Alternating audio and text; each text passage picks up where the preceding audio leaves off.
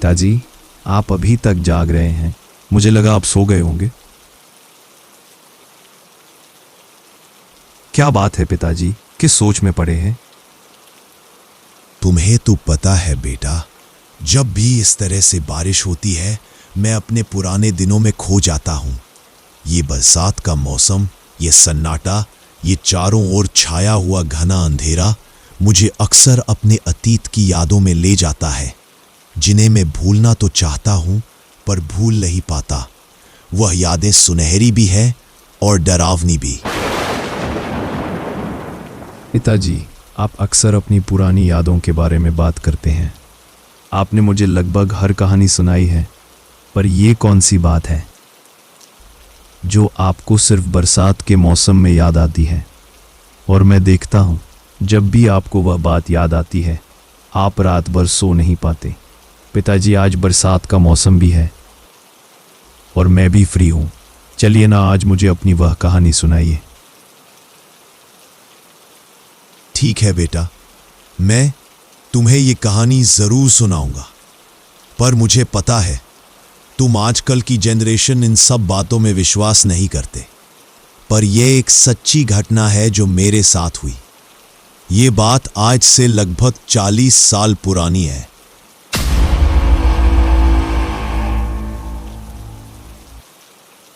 ये सन 1982 की घटना है, जब मेरी उम्र लगभग 22 साल थी। मेरी पहली पोस्टिंग तिकोरा रेलवे स्टेशन पर हुई, जो छत्तीसगढ़ के एक वीरान गांव में एक छोटा सा रेलवे स्टेशन है। ऐसी ही बरसात की भयंकर रात थी जब मैं पहली बार तिकोरा रेलवे स्टेशन पर उतरा था। रात के करीब 10:30 बज रहे थे। बरसात का मौसम था, चारों तरफ अंधेरा छाया हुआ था। 2-4 यात्रियों के अलावा वहां पर और कोई दिखाई नहीं दे रहा था। मुझे बताया गया था कि तिकोरा स्टेशन पर सिर्फ 2 ट्रेनें ही आती है, एक सुबह के समय और यह आखिरी ट्रेन थी जो रात 10:30 बजे आती थी। इसके अलावा यहाँ कोई और ट्रेन नहीं आती है। यह पिछड़ा हुआ इलाका था। मुझे जो सरकारी क्वार्टर मिला था वह स्टेशन से थोड़ी दूर तिकोरा गांव के पास ही था। तेज बारिश हो रही थी और मैं स्टेशन पर खड़ा सोच ही रहा था कि गांव तक कैसे पहुंचा जाए, क्योंकि वह जगह मेरे लिए पूरी तरीके से अनजान थी। तभी मेरे पास गांव का एक आदमी आया।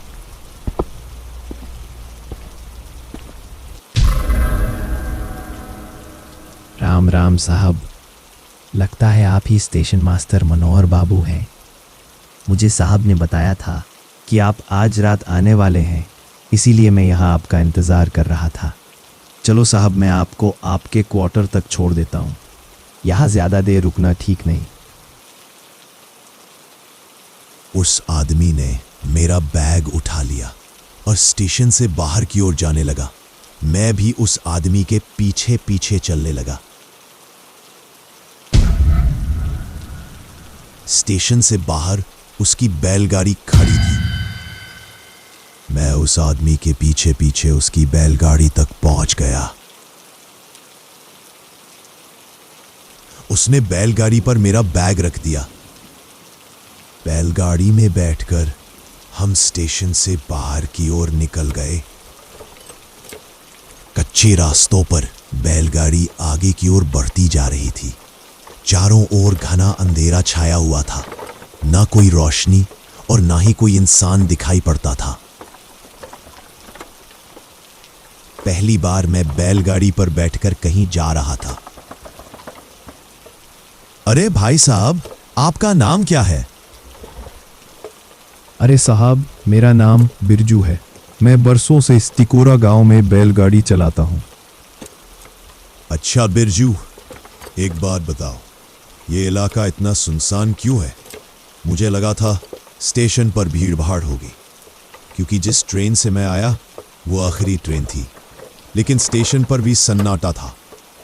क्या यह इलाका हमेशा ऐसे ही सुनसान रहता है? साहब, पहले अपना गांव इतना सुनसान नहीं हुआ करता था। यहाँ पर भी देर रात चहल पहल रहती थी, पर जब से ये रेलवे स्टेशन बना हमारा गांव वीरान हो गया है।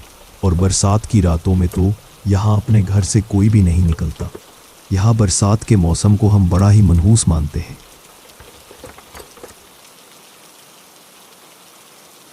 ऐसा क्या हुआ था बरसात के मौसम में कि पूरा गांव ही सुनसान रहने लगा है? अरे साहब, अब आप इस गांव में आ गए हैं तो धीरे धीरे इस गांव के बारे में सब कुछ जान जाएंगे। बस एक बात का ध्यान रखना साहब कि बरसात की रात में किसी अनजान आदमी का भरोसा मत करना, और कोई अनजान आदमी दरवाज़ा खटखटाए तो मत खोलना। उस आदमी की बातें सुनकर मुझे थोड़ा आश्चर्य हुआ, लेकिन मैंने उसकी बातों में ज्यादा ध्यान नहीं दिया। मेरी पहली पोस्टिंग थी और मैं पहली बार किसी गांव में रहने जा रहा था। मुझे इस बात का उत्साह और खुशी दोनों ही थी। हमारी बैलगाड़ी अंधेरी रातों में कच्ची सड़क पर चलती जा रही थी। बारिश धीरे धीरे तेज हो रही थी। लगभग 1 से 1.5 घंटा बैलगाड़ी पर चलने के बाद हम आखिरकार मेरे क्वार्टर के पास पहुंच गए। और मुझे जो क्वार्टर मिला था वह टिकोरा गांव के एक छोर पर एक पुरानी हवेली के पास था। वह एक तरीके का गेस्ट रूम था जहां मेरे रहने की व्यवस्था की गई थी। साहब, ये लो आपके क्वार्टर की चाबियां। अच्छा साहब, अब मैं घर जा रहा हूँ। मेरा घर यहाँ पास में है, कुछ ज़रूरत पड़े तो आ जाइएगा। और हाँ, मेरी बात भूलना मत, रात को किसी भी अनजान आदमी के लिए दरवाज़ा मत खोलना। यह गांव जितना साधारण दिखता है उतना साधारण है नहीं। चलो साहब, मैं चलता हूँ। तिरजू मुझे मेरे क्वार्टर की चाबियां देकर चला गया। मेरा क्वार्टर जिस हवेली के पास बना था, गांव वाले उस हवेली को रानी की कोठी कहकर बुलाते थे। उस हवेली को देखकर लग रहा था कि वर्षों से वीरान पड़ी है। गांव में बारिश तेज होती जा रही थी। मैं सड़क पर खड़ा उस पुरानी हवेली को देख रहा था। बरसात की रात में वह हवेली बड़ी ही डरावनी दिखाई दे रही थी, लेकिन फिर भी न जाने क्यों मुझे वह हवेली अपनी ओर आकर्षित कर रही थी। मैं कुछ देर ऐसे ही खड़ा उस हवेली को देखता रहा। तभी अचानक तेज बिजली कड़की और मानो मैं होश में आ गया। मैंने तुरंत अपना बैग उठाया और क्वार्टर के अंदर चला गया। क्वार्टर अंदर से एकदम साफ सुथरा था। पुराने जमाने के फर्नीचर और बेड वहां लगे हुए थे। गांव में शायद बिजली नहीं रहती, इसीलिए वहां पहले से ही एक लालटेन रखी हुई थी। बिरजू की पत्नी ने मेरे आने से पहले कमरे की सफाई कर दी थी। एक मटके में पीने का पानी रखा हुआ था और साथ ही मेरे लिए भोजन की व्यवस्था भी कर दी गई थी। मैंने खाना खाया और बिस्तर पर जाकर लेट गया। करीब आधी रात का वक्त था। बारिश कुछ धीमी सी पड़ गई थी। गांव में सन्नाटा फैला हुआ था। टीन की छत पर पानी की बूंदें टप टप करके टपक रही थी, जिसकी आवाज मुझे सुनाई दे रही थी।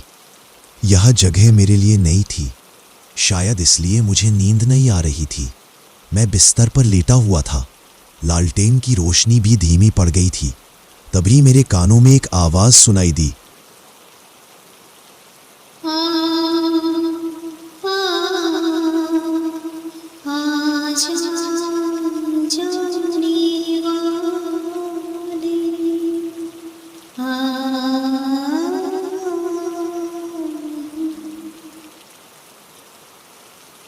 उस आवाज को सुनकर मैं खुद को रोक नहीं पाया।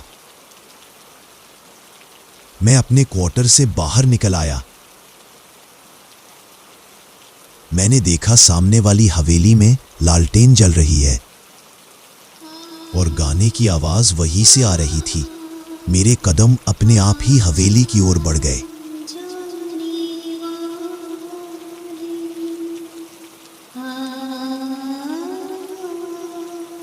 अचानक गांव का मौसम बदलने लगा। बारिश एकदम तेज हो गई।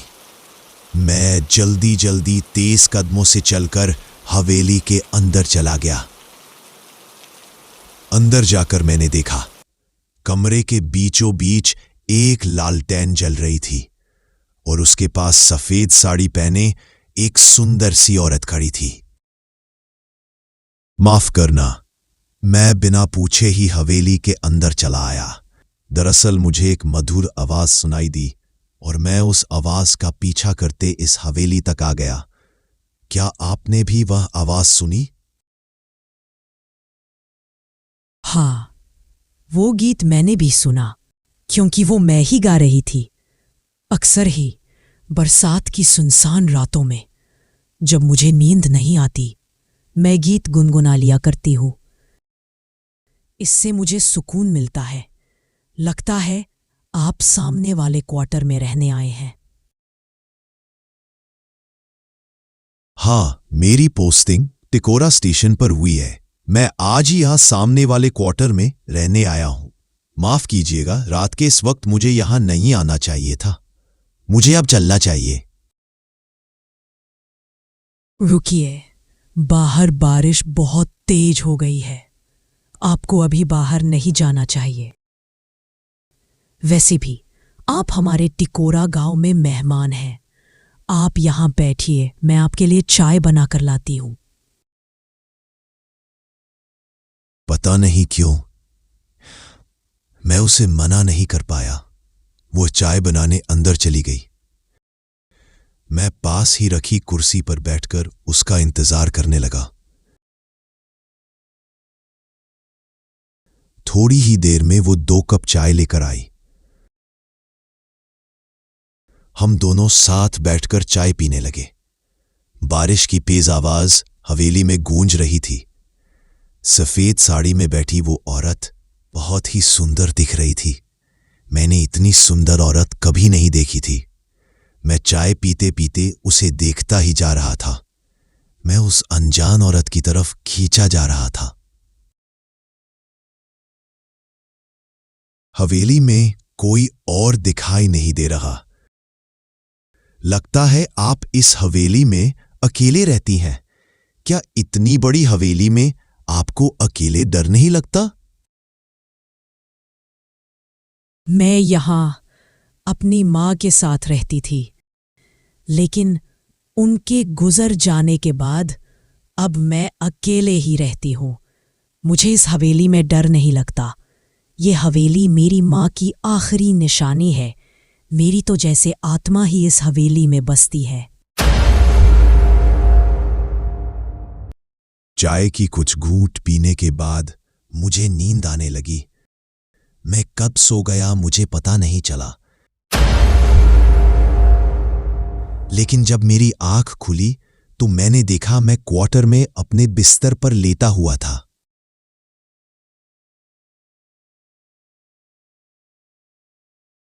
अरे, मैं यहां कब आ गया? मैं तो वहां हवेली में था। ओह, मेरा सर क्यों फटा जा रहा है। मैं कमरे में बैठा सोच ही रहा था कि मैं हवेली से क्वार्टर में कैसे आ गया। तभी दरवाजे पर दस्तक हुई।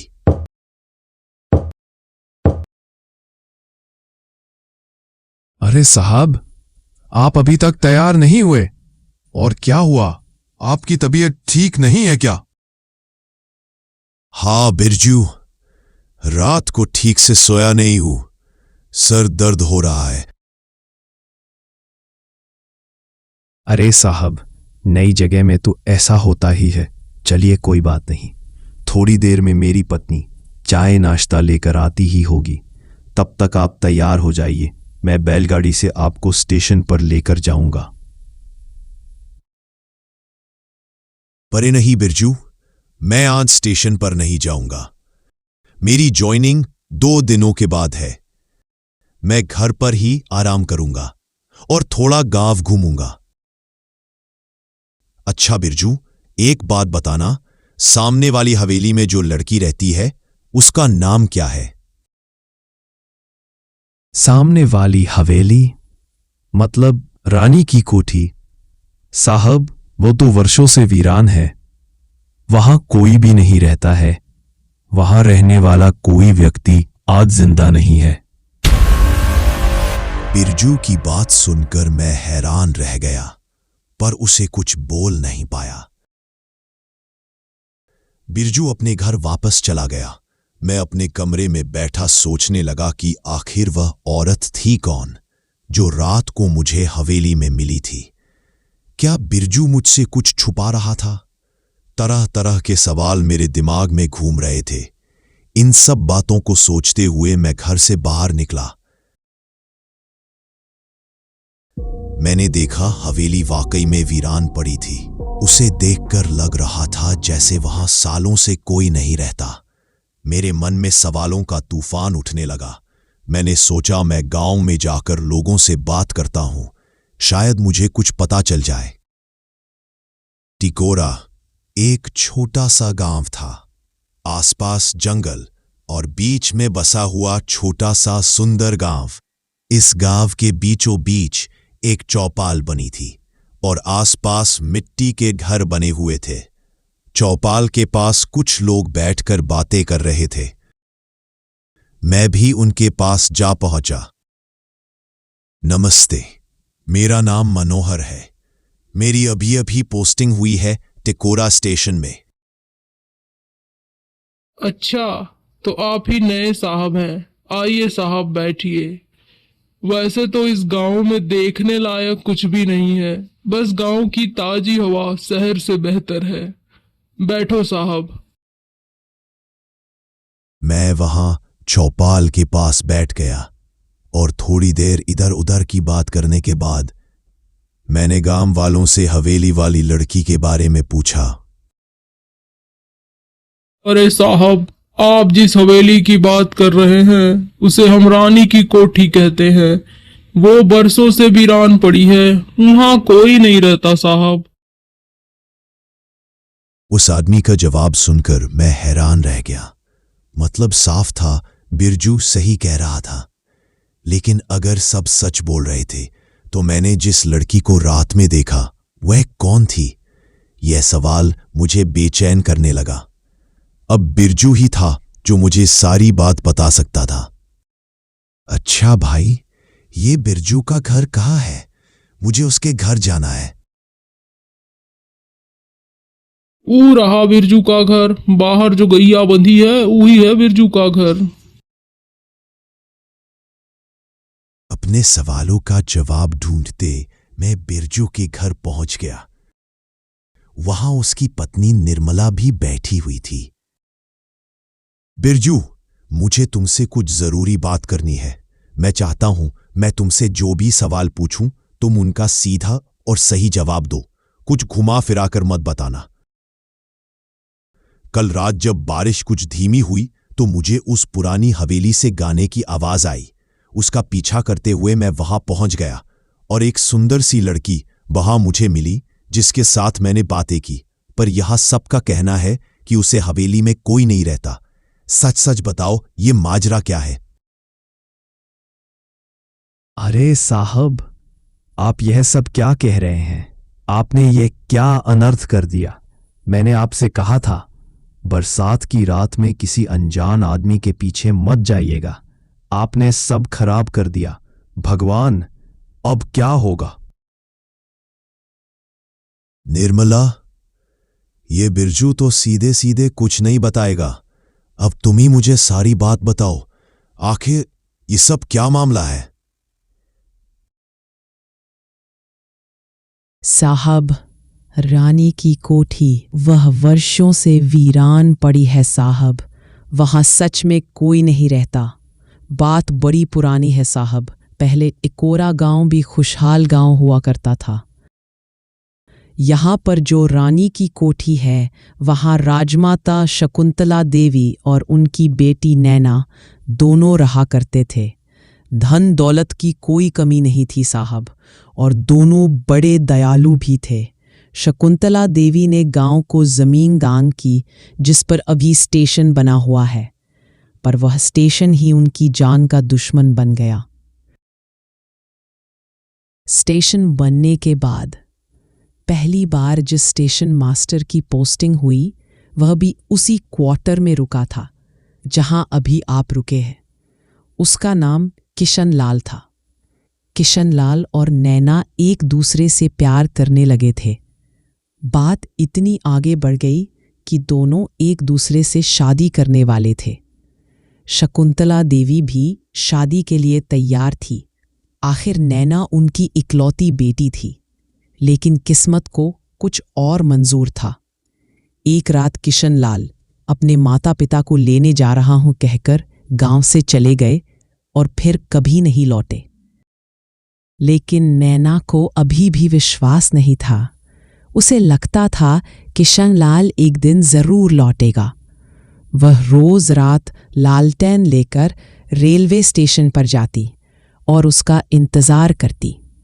नैना की यह हालत देखकर राजमाता शकुंतला देवी बीमार रहने लगी और एक दिन वह गुजर गई। एक रात ऐसी ही बरसात की काली रात थी। तेज बारिश हो रही थी। नैना स्टेशन पर लालटेन लिए किशन लाल का इंतजार कर रही थी। वह आखिरी बार था जब किसी ने नैना को देखा था। उसके बाद उसे किसी ने नहीं देखा। कहते हैं ऐसे ही वह स्टेशन पर भटकते भटकते मर गई। तब से वह हवेली वीरान पड़ी है। और उस बरसात की रात के बाद से इस गांव में भी अजीब घटनाएं होने लगी। लोग गायब हो जाते हैं, मारे जाते हैं। लोगों को अजीब आवाज सुनाई देती है। इसीलिए बरसात की रात में टिकोरा सुनसान और वीरान रहता है। निर्मला की बात सुनकर मैं हैरान था। थोड़ी देर उन लोगों के साथ बैठने के बाद मैं वापस अपने क्वार्टर पर आ गया। पता नहीं क्यों, पर मुझे डर नहीं लग रहा था, बल्कि मैं नैना के प्रति लगाव महसूस करने लगा था। ऐसा लग रहा था जैसे मैं उसे बरसों से जानता हूं। अब मैं जानना चाहता था कि आखिर नैना के साथ हुआ क्या था। अब मैं रात होने का इंतजार करने लगा। रात का समय था। तेज बारिश हो रही थी। मैं हवेली के बाहर खड़ा था। मैं आज फिर से नैना से मिलने वाला था। मैंने सोच लिया था आज मैं उसे अपने सारे सवालों के जवाब लेकर रहूंगा कि आखिर उसके साथ क्या हुआ था। मैं जैसे ही हवेली के अंदर पहुंचा, नैना वहां पर खड़ी थी, लालटेन की रोशनी में। मनोहर बाबू, आप यहां कैसे? आज तो मैंने कोई गाना नहीं गाया। नैना, मैं यहां तुमसे मिलने आया हूं। मैं तुम्हारे बारे में सब जान चुका हूं। मैं बस ये जानना चाहता हूं कि उस रात तुम्हारे साथ क्या हुआ। मुझे तुमसे हमदर्दी है। पता नहीं क्यों मुझे तुम्हारे साथ एक अजीब सा लगाव महसूस होता है, जैसे कोई पुराना रिश्ता। क्या करोगे जानकर? मनोहर बाबू, क्या मुझे मुक्ति दिला सकोगे? क्या दे सकोगे मेरा साथ? या फिर तुम भी झूठे हो? चले जाओ यहां से। जाओ, चले जाओ। इतना कहकर नैना हवा में ही गायब हो गई। पास रखी लालटेन भी गिर गई। हवेली में घना अंधेरा छा गया। बस बारिश की तेज आवाज और बिजली की गड़गड़ाहट थी। लेकिन फिर भी मुझे डर नहीं लग रहा था। नैना, मैं आज अपना जवाब लिए बिना यहां से नहीं जाऊंगा। मुझे तुमसे डर नहीं लगता, बल्कि मुझे लगता है मैं तुमसे प्यार करने लगा हूं। नैना, मेरे सामने आओ। मैं आज रात जवाब लिए बिना नहीं जाऊंगा। मेरी बात सुनकर नैना वहां प्रकट हो गई। कमरे में चारों तरफ एक अजीब सी रोशनी थी। नैना मेरे सामने खड़ी थी। मनोहर, क्या जानना चाहते हो मेरे बारे में? मैं तुम्हारी तरह कोई इंसान नहीं हूं, बल्कि मैं एक आत्मा हूं जो किसी के इंतजार में भटकते हुए मर गई। मैं एक भटकती आत्मा हूं। मुझे सिर्फ एक ही चीज से मुक्ति मिल सकती है। अगर तुम मुझसे शादी करो तो शायद मेरी इस भटकती हुई आत्मा को मुक्ति मिल जाएगी। क्या मुझसे शादी कर सकते हो तुम? फिर क्या हुआ पिताजी? आप वहां से जिंदा कैसे निकले? और नैना का क्या हुआ? उसे मुक्ति मिली या नहीं? हाँ बेटा, नैना को मुक्ति मिल गई। मैंने दिलाई उससे मुक्ति और फिर मैंने वह टिकोरा गांव भी छोड़ दिया। लेकिन पिताजी, यह कैसे पॉसिबल है? आप ही ने तो बताया कि नैना की मुक्ति तभी हो सकती थी जब उससे कोई शादी करे। पिताजी, क्या मैं जो सोच रहा हूं वह सच है? पिताजी, मैंने अपनी मां को आज तक नहीं देखा। आप मुझसे क्या छुपा रहे हैं? मेरी मां कौन थी?